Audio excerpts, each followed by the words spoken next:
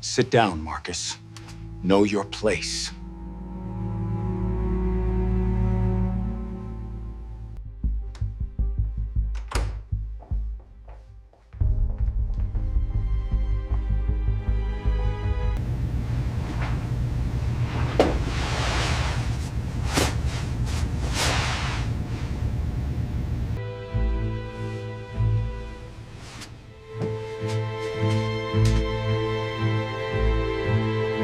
This is unacceptable, Daniel. We had a deal. Your deal expired when you failed to meet the targets. Step aside. Sit down, Marcus. Know your place.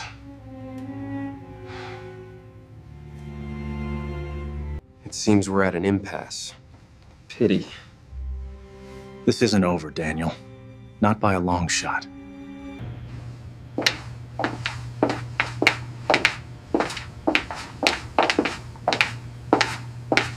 The conference room smelled like burnt coffee and cheap cologne. Fluorescent lights hummed overhead, flickering just enough to make Marcus Reed's temples throb. He stood at the far end of the long glass table, fingers locked together, knuckles pale, as 12 co-workers stared at their laptops like they were suddenly fascinating. On the wall behind him, a quarterly sales chart glowed blue and red. His numbers were the highest on the board. Daniel Whitmore didn't look at the screen. Whitmore leaned back in his leather chair, one ankle resting on his knee, lips curled in something between a smirk and a sneer. His silver cufflinks caught the light when he raised his hand, not to applaud, but to stop Marcus mid-sentence. "Let's be honest," Whitmore said, voice calm, almost bored. "You people are good at talking, but leadership, that's different." The room went silent. Even the hum of the lights seemed to pause. Marcus felt heat crawl up his neck. His heartbeat roared in his ears. He scanned the faces around the table, colleagues he'd trained, mentored, saved during layoffs. No one met his eyes. One woman pressed her lips together. A man shifted in his seat. "You should be grateful you're even here," Whitmore continued, tapping a pen against the table. "This company isn't a charity."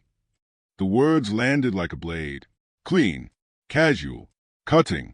Marcus opened his mouth, then closed it. He tasted blood where he'd bitten his tongue.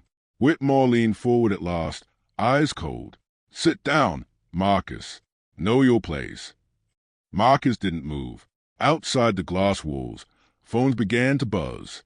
Somewhere in the building, a call was being recorded, and before the day was over, everything Whitmore owned would start to burn. Marcus Reed stood at the end of the conference table, shoulders squared, pulse steady only because he forced it to be. The glass wall reflected him back in fragments, his navy blazer, his neatly trimmed beard, the tight line of his mouth. On the screen behind him, the numbers told a simple truth. His department had outperformed every other division for the third quarter in a row. Daniel Whitmore didn't clap. Whitmore leaned back in his chair, fingers steepled, eyes scanning the room without ever landing on Marcus. "Impressive figures," he said lightly. "Very impressive." A few people nodded. Someone murmured agreement. Marcus inhaled. "Thank you, sir. What we implemented was..." Whitmore raised a hand. Marcus stopped. "But leadership is more than data," Whitmore continued. "It's about presence, fit, representation." The word hung there. Fit. Marcus felt the shift before it fully registered. The room went still. Chairs stopped creaking. Pens froze mid-note. "We're looking for someone who reflects the company's image," Whitmore said. "Clients expect a certain confidence." Marcus swallowed. "With respect, my team handles more client accounts than..." Whitmore smiled. "It wasn't warm. Let's not make this difficult." A woman across the table stared at her laptop. Another man cleared his throat and looked away. "You should be grateful," Whitmore added. "Opportunities like this aren't guaranteed." The heat crawled up Marcus's spine. He'd heard the tone before. Polite, reasonable, final. "I earned this," Marcus said quietly. Whitmore's eyes finally met his. Cold, assessing. "Sit down, Marcus. Know your place." Silence crashed over the room. Marcus didn't move. Whitmore exhaled sharply. Meeting adjourned. Chairs scraped back. People stood too quickly, gathering bags, avoiding eye contact. Marcus stayed where he was until the room emptied, the echo of footsteps fading down the hall. His phone buzzed. HR, please come see us. The office was smaller, softer lighting, smelled like vanilla air freshener. Karen from HR folded her hands like she was about to pray. We're sorry you felt uncomfortable, she said. Felt. It was inappropriate, Marcus replied. She nodded sympathetically. I'm sure that wasn't the intention. Marcus laughed once. It surprised them both. Is there anything else? Karen asked. Marcus stood. No. Outside, his phone rang. Unknown number.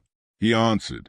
Mr. Reed, a voice said, you don't know me, but I was in that room.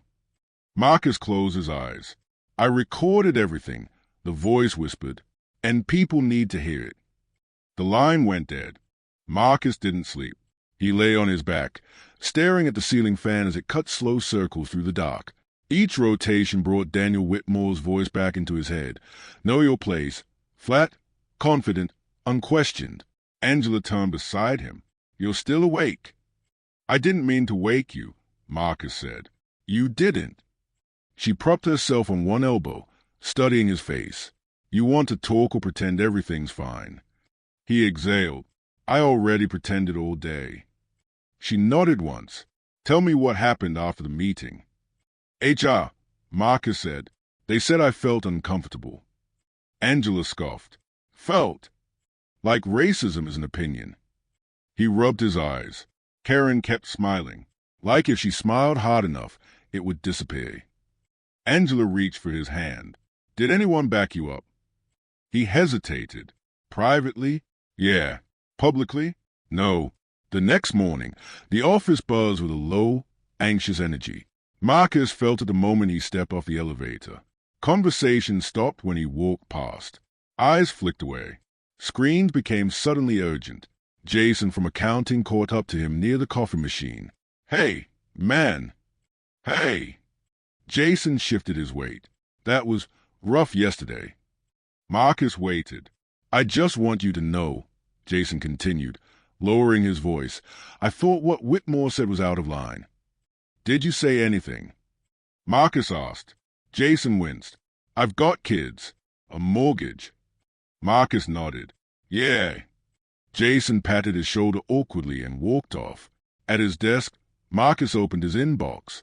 A company-wide email sat at the top. Whitmore Solutions is committed to diversity, inclusion, and respectful dialogue. Angela would laugh if she saw it. Around noon, Melissa from marketing slid into the chair across from him. I'm so sorry, she said quickly. That shouldn't have happened. Didn't it? Marcus asked. She looked down. HR asked me what I heard. And I said I didn't remember the exact wording. Her voice cracked. I'm sorry. Marcus softened. I get it. She didn't look convinced. That afternoon, Karen from HR emailed him a summary. No mention of racism. No mention of witnesses. Just communication issues and leadership style differences. Marcus closed his laptop and leaned back. His chest felt tight, like the air had thickened. His phone buzzed. Unknown number. He stepped into an empty stairwell before answering. Hello. It's me, the voice said. Same one from last night. Young. Nervous. This is Ethan. Ethan who? Operations. Junior level. I sit near the windows. Marcus pictured him. Early 20s. Always quiet. Always watching. You said you recorded it. Marcus said. I did. My dad told me to. He said, always protect yourself. Ethan swallowed. I didn't think I'd need it like this. Why tell me? Marcus asked. Because they'll bury it, Ethan said. And because if they can do it to you, they can do it to anyone. Marcus closed his eyes. You know what this could cost you. I know, Ethan said. That's why I haven't sent it yet. That night, Marcus sat at the kitchen table with Angela, his laptop open between them. A lawyer, she said. You need one. And then what? Marcus asked. They'll ice me out, blacklist me. Angela leaned forward. They already showed you what staying costs. He was quiet. She softened. I'm scared to. But silence isn't protecting us. It's protecting them. The next day, Marcus noticed his name removed from 2 projects. No explanation. Just gone. Daniel Whitmore passed him in the hallway, smiling like nothing had happened. "Marcus," Whitmore said pleasantly, "hope there are no hard feelings." Marcus met his eyes. "I hope you remember what you said." Whitmore chuckled. "Careful. That sounds like a threat." "It's a memory," Marcus replied. Whitmore leaned closer, voice low. "Memories fade. Careers don't." Marcus watched him walk away, shoot immaculate, confidence intact. His phone vibrated again. "Ethan," I sent the recording to myself. Backed it up. "What do we do now?" Marcus stayed at the message. For the first time since the meeting, fear gave way to something sharper. Resolve. Marcus didn't sleep again that night, but this time it wasn't anxiety. It was plotting. He stared at the phone in his hand as Ethan's message blinked on the screen.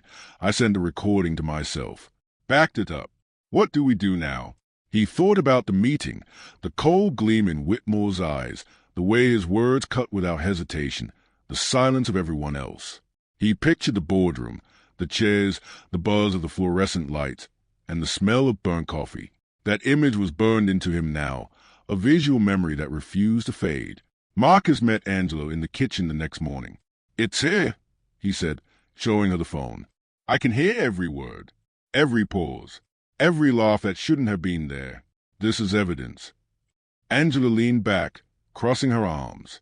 "Evidence doesn't change the world. Look at HR, they'll bury this." "We have a choice," Marcus said. "We let it sit, and it becomes another lesson for the next person, or we do something." Later that morning, he arranged to meet Rebecca Lawson, a seasoned employment attorney with a reputation for taking high-profile discrimination cases.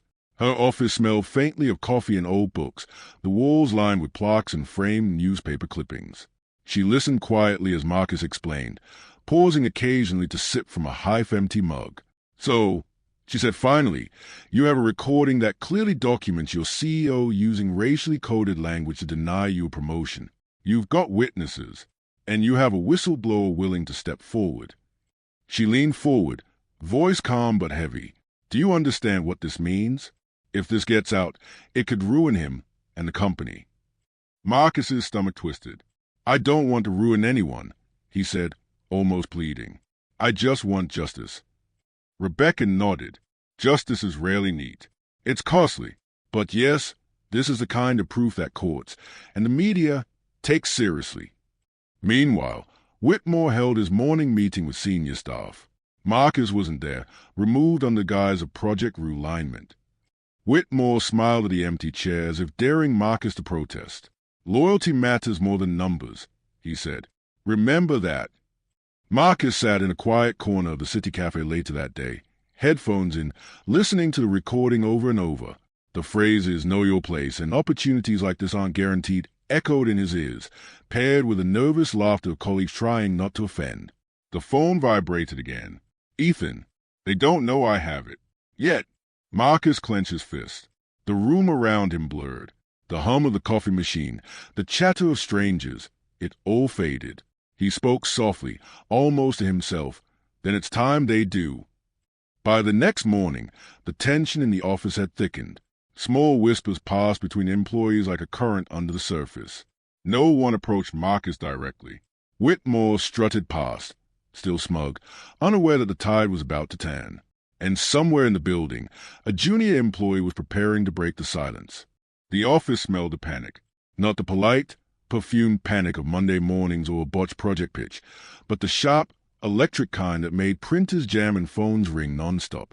Whitmore Solutions' leadership team had been called into an emergency meeting, and Marcus knew exactly why, even if Whitmore still didn't.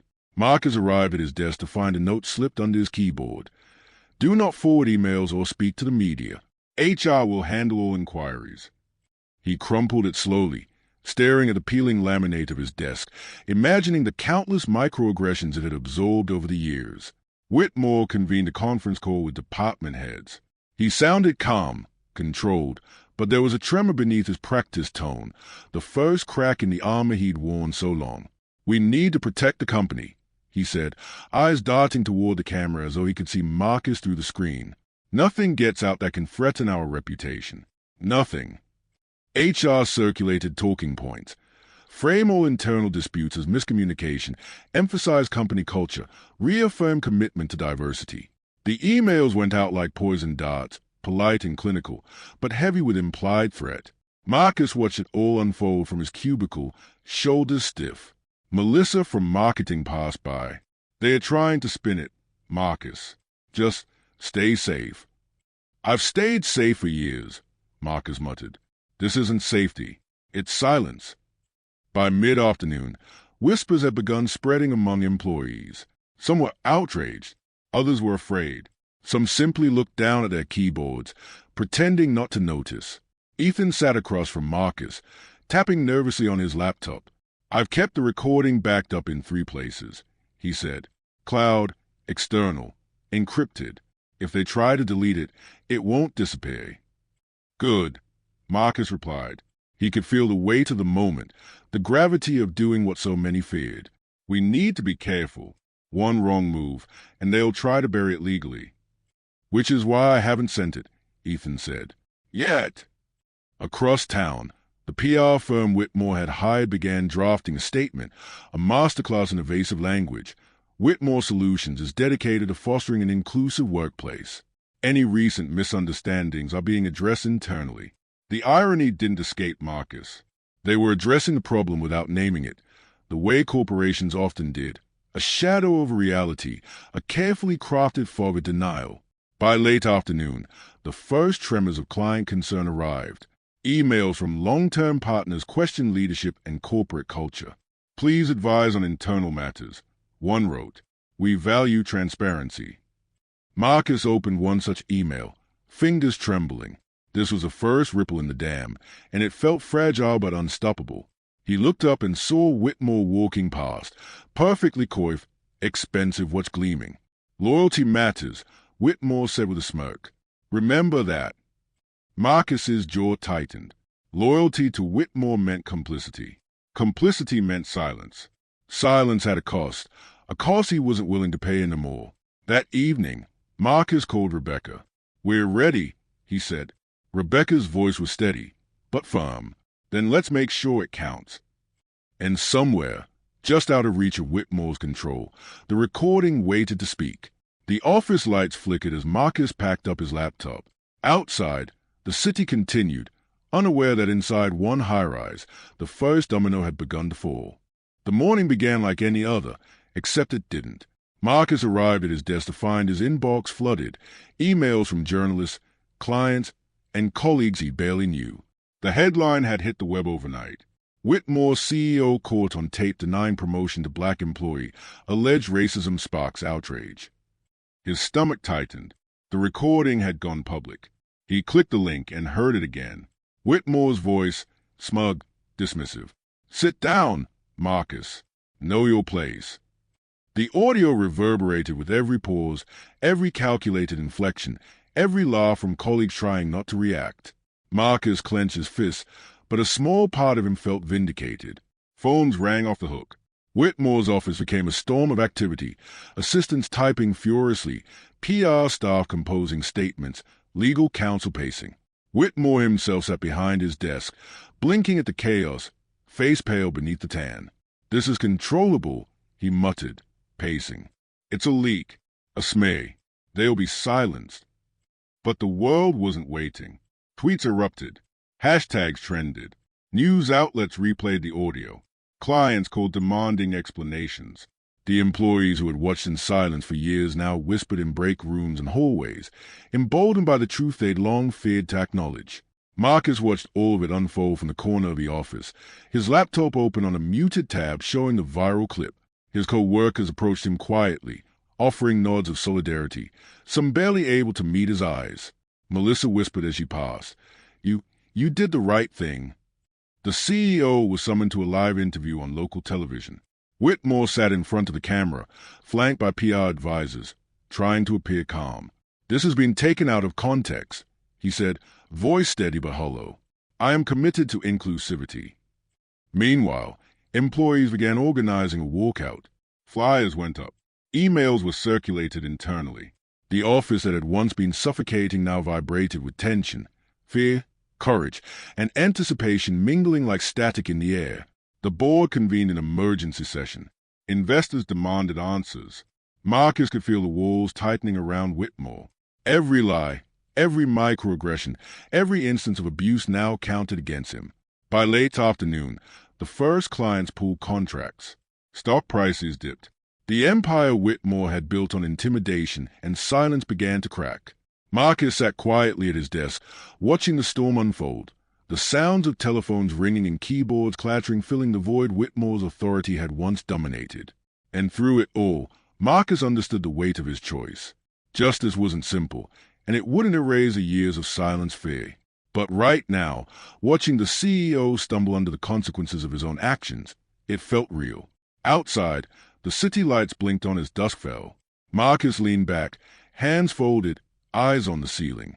He felt something he hadn't in a long time, hope tempered with caution. The recording had spoken. Now, the world was listening. Whitmore sat in the boardroom, the air conditioned chill doing nothing to cool the heat radiating from his fury. The walls that had once sheltered his authority now felt like a cage. Investors, once loyal, now demanded accountability. Lawyers spoke in clipped, controlled tones, but every word reminded him that his empire was cracking. Marcus arrived early that morning, stepping into the office like a shadow no one dared notice. He passed co-workers exchanging tense glances and whispered updates. The atmosphere was electric, charged with the knowledge that power could topple. By mid-morning, the board convened. Whitmore had tried to frame the recording as a misunderstanding, a leak of internal dialogue. But the board wasn't listening. They had charts, emails, and witness statements, evidence of years of discriminatory practices and abuses of power. This isn't just about Marcus, one board member said, voice firm. It's systemic. If we don't act, the company collapses. Whitmore's defenses cracked. His smooth words faltered. Excuses died in his throat. He tried to assert control. Threats disguised as reassurances, charm as intimidation, but no one bought it anymore. Marcus sat quietly in a corner, his hands folded, eyes steady. He wasn't gloating. He was watching a system built on fear unravel, a structure he'd survived in silence for too long. Outside the building, media vans lined the curb. Social media posts showed screenshots of the recording, headlines screaming accountability. Clients withdrew, one after another. The empire Whitmore had ruled with smug certainty was collapsing faster than anyone had anticipated. By late afternoon, the board officially removed Whitmore from his role. His office emptied quickly, assistants and advisors silent as if the walls themselves had swallowed their loyalty. Legal notices were filed, investigations launched. The man who once dictated, who knew their place, now had nowhere to stand. Marcus left his cubicle, walking past colleagues whose eyes met his now with a mix of relief and newfound courage. The office hummed with a strange energy. Fear had lifted, replaced with possibility. Yet, despite the collapse, Marcus felt the weight of the battle he had endured. Trauma didn't vanish. Silence, fear, and compromise had left scars that no public reckoning could erase. He paused at the elevator, staring at his reflection in the steel doors. The reflection that once mirrored compliance now showed someone who had survived and who had forced the world to pay attention. Whitmore's empire was gone. But Marcus understood the cost.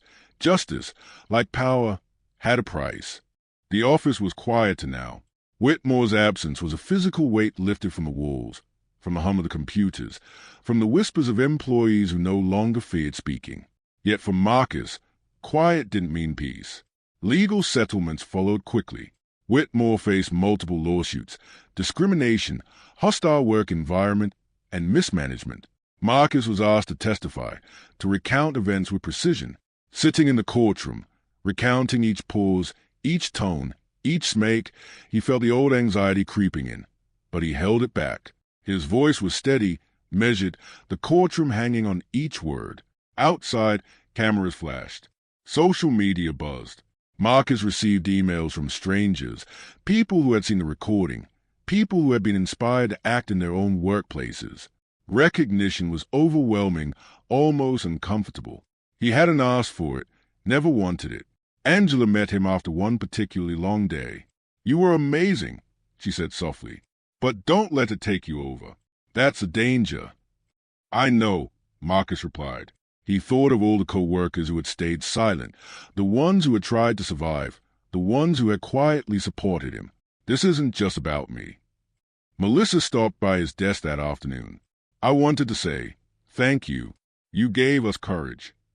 Marcus nodded, swallowing the lump in his throat. We all gave courage. Silence doesn't protect anyone. Speaking up does. Despite the public vindication, the personal toll lingered. Marcus noticed it in small ways, a lingering tension in his shoulders, a flash of anger he had to suppress, the constant awareness of how fragile trust could be. Justice didn't erase the scars. It simply acknowledged them. The company slowly rebuilt. Policies were rewritten. Diversity initiatives expanded. New leadership emphasized transparency, accountability, and fairness. Marcus was offered a promotion, one he had once been denied. But he hesitated. Recognition was bittersweet. The price had been high. Angela placed her hand on his. You changed the system. That matters more than any title. He looked around at the office, at faces that no longer flinched in fear, at spaces that no longer reeked of intimidation. For the first time in years, Marcus felt a sense of clarity. The phone buzzed. A message from Ethan. Thanks for trusting me. Things are changing. Marcus smiled faintly. The fight wasn't over. There would always be battles ahead. But the world had shifted, just enough to make standing up worth it. Marcus walked through the office one last time, his badge swinging lightly from his belt. The cubicle smelled of fresh paint and optimism now, but the memory of stale coffee, whispered threats, and suffocating silence lingered. He paused at the window, looking out over the city skyline, sunlight bouncing off glass towers like shards of memory. He had been offered a promotion, public recognition, even media interviews, but he didn't want any of it. Not like this.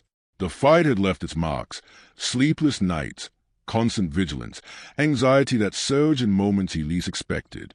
Justice had come, but at a cost he could feel in his chest every morning. Angela joined him, resting a hand on his shoulder. You did what needed to be done. You protected others, too. I did, he said, but it changed me.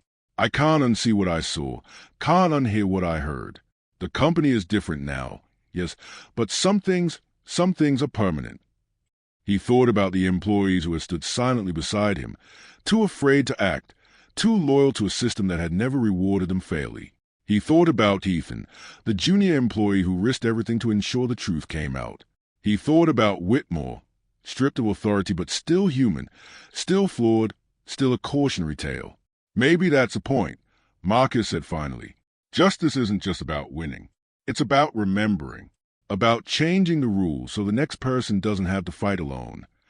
He left his office that day, his desk bare except for a single-framed photo of his team celebrating a successful quarter years ago.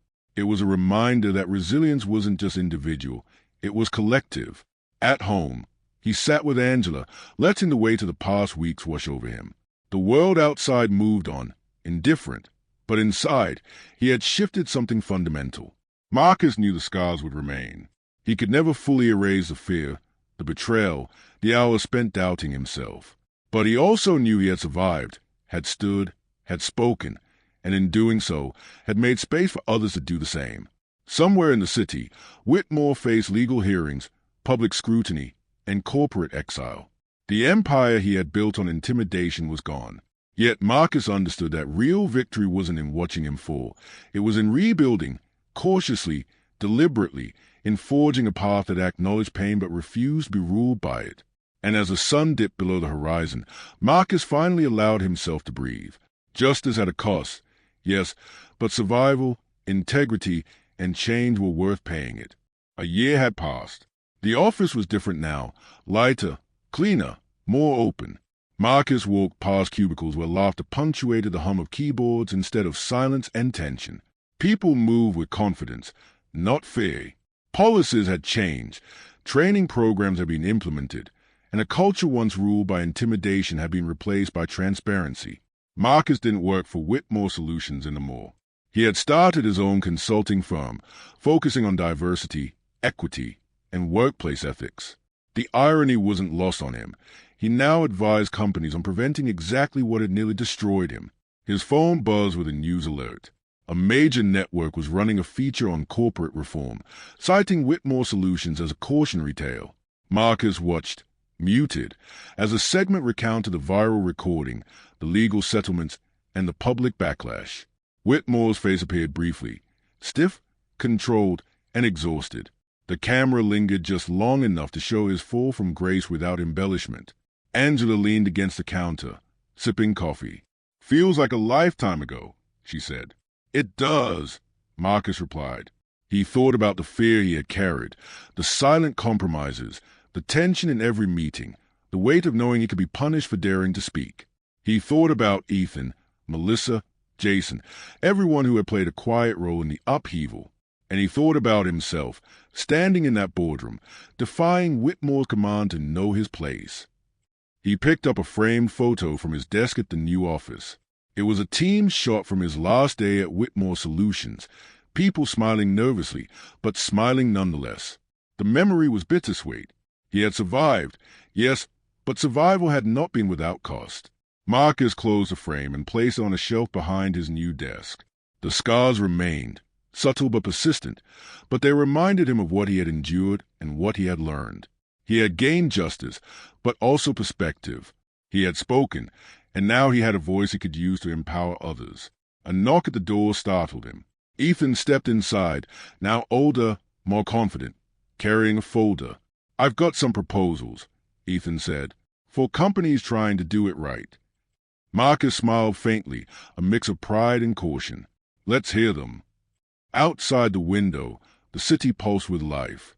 Marcus thought of all the people still navigating workplaces like Whitmore's, of the stories yet untold. He understood that real change was slow, incremental, and often invisible, but it mattered, and he could be part of it. The sun rose higher, spilling gold across the skyline. Marcus leaned back, eyes focused on the horizon.